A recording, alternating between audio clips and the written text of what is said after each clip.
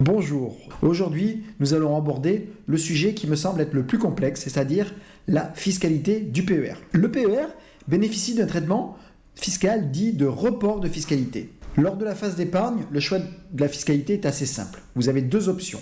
Les sommes que vous allez verser sur votre PER peuvent être déduites de votre revenu global, c'est-à-dire si par exemple vous gagnez 35 000 euros et vous déposez 4 000 euros sur votre PER, vous allez pouvoir enlever 4 000 euros de votre revenu global. Ou simplement choisir de les mettre sur un compartiment où il n'y a pas de réduction de votre revenu global. Pour le PER, il n'y a pas de plafond sur les dépôts, c'est simplement un plafond annuel de déductibilité des sommes versées. Vous voyez simplement ces données-là sont remplies par les impôts. À la fin de votre feuille d'imposition, vous avez les sommes que vous pouvez verser chaque année. Et en général, vous pouvez retourner sur 4 années cumulées.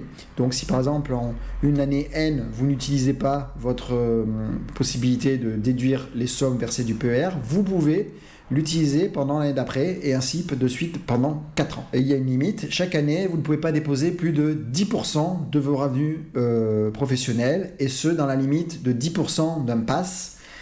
C'est-à-dire 4 114 euros pour l'année en cours, mais je vous invite à vérifier le taux du PAS. Donc, grâce à vos versements sur le plan d'épargne retraite, vous avez droit à cette déduction d'impôt. L'équilibre d'impôt, bien sûr, va dépendre de votre taux marginal d'imposition. Plus vous vous situez dans une tranche haute d'imposition de vos revenus, plus cela va générer une baisse d'impôt importante. Par exemple, pour bien comprendre, prenons un exemple. Si vous êtes un couple avec une tranche moyenne d'imposition de 30%, et vous décidez de placer 4 000 euros sur votre plan d'épargne retraite. Et bien, ce placement va permettre de générer une économie d'impôt de 1 200 euros. Autre exemple, si vous êtes un foyer fiscal avec une TMI allant à 41%, cette même somme de 4 000 euros va vous permettre, une fois placé sur le PER, de récupérer une économie d'impôt de 1 680 euros.